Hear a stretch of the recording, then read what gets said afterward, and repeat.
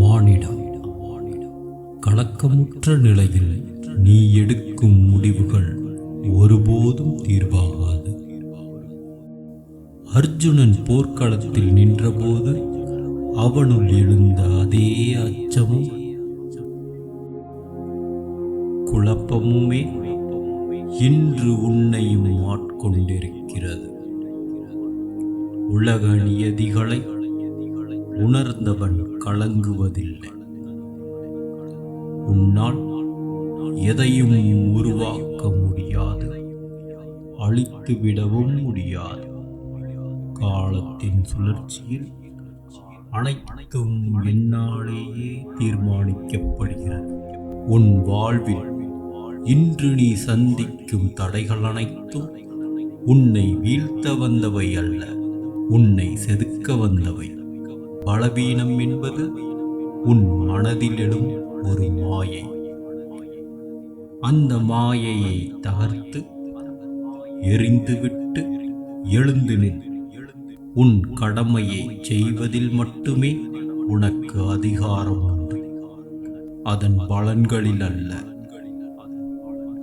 பலனை பற்றி கவலைப்படுவதால் உன் இலக்கு மட்டுமே சிதறும்.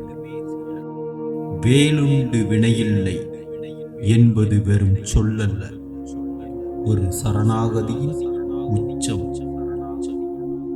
மனதை உறுதியாக நிலைநிறுத்து. அலைபாயும் மனம் உனக்கு எதிரி. அடங்கிய மனமே உனக்கு உற்ற நண்பன்.